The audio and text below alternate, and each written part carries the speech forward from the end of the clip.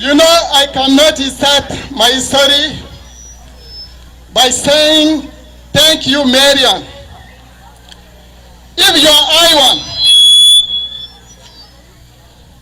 I1 immigrant, refugee, and international incident, before I tell my story, I would like you to put your hand together for Iowa. Thank you. You know, there is no better state to start your life as a refugee, immigrant, or international incident in the United States. My name is Ezai Toinga. I am from Chad Republic. My history might be one of millions of histories of refugees.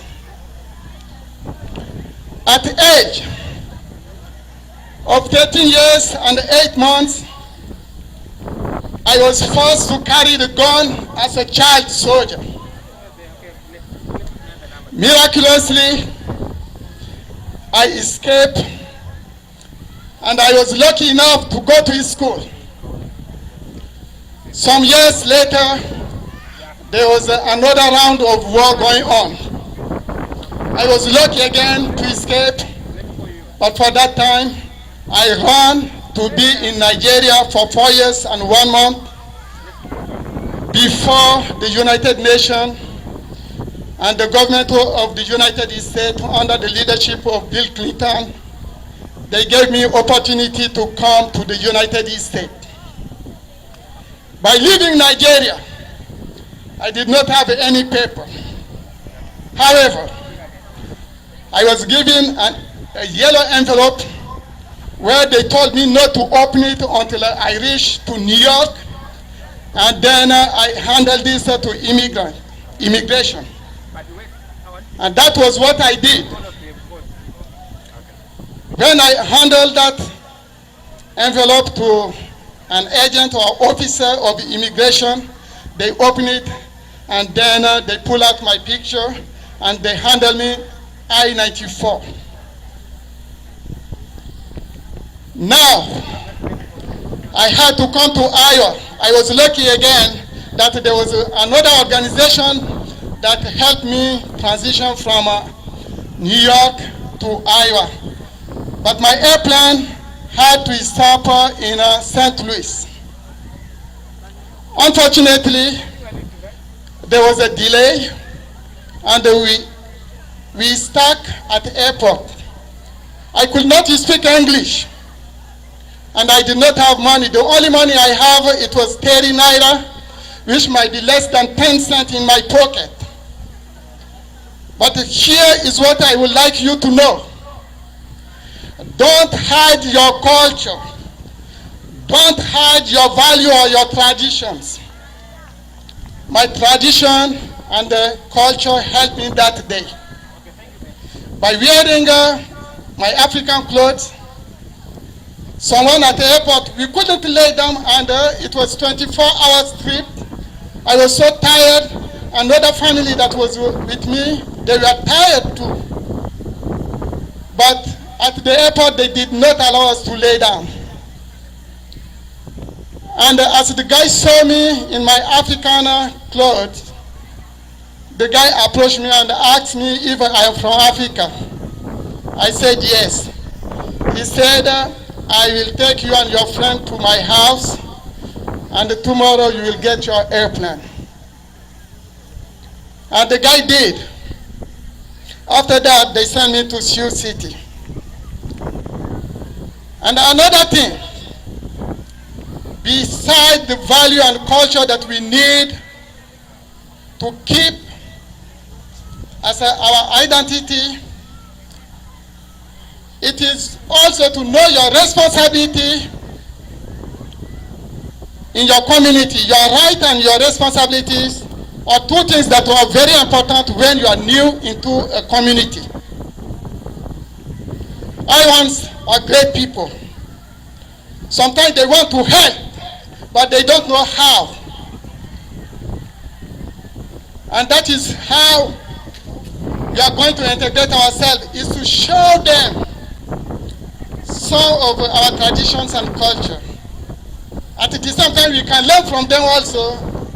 And at one point, we are going to come out with something that is going to be grateful for them and for ourselves. Sometimes when I came with cultural differences, I did some of the things that are like a crime, but I did not on my eyes, or the eyes of those in Africa are not crimes. But when you don't know something and you do it, you might end up into a big trouble. And that is why we feel like it's very important to have an organization called Wake Up For Your Right, where we can learn our rights and our responsibilities. And through that, we come out with intercultural festival that you see here. And how this intercultural festival is going to help us to make Iowa as a best place in the United States in the area of culture and traditions. There are some Iowans that sometimes they travel outside of the United States to learn some of the cultures or traditions. Now, you have Africans, you have Asians, you have many people from different backgrounds. And the only thing is going to help us to make our city, like Marion City or our Linn County or our Iowa as the best place to live, is to show up like we did today. You know, this is not only about Iowans. It's also about you refugees, immigrants, as well as the international students. By showing up, we learn more, and our children are going to pick up some of other cultures. And when they will grow up, they will be totally different. Wherever they go, they are going to be, it's going to be very easy for them to integrate themselves into the new community where they are going to belong to. And today, I would like to thank the mayor, Nicholas Abu Asali. Unfortunately, he is not among us, but I know in his spirit he is with us. Always he came to our event. He encouraged us to come and organize this event also in his city.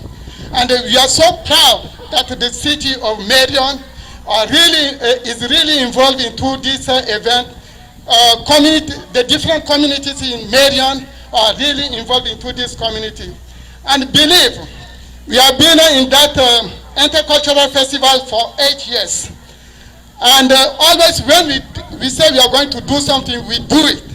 And today, Marion has shown us the love, the good spirit, and show us the way we are going to be more inclusive into this community. So let us come together, and next year, anyone who wants to be part of the committee that is going to organize this event again, please, when you see people in blue, let them know, and next year we are going to put our ideas together and make this area as a special area of inclusion where we can learn more from each other, and we will make our great community, we will make our community as a great community to live. Thank you so much, and one more time I would like to say thank you, immigrant, refugees, and Iowans.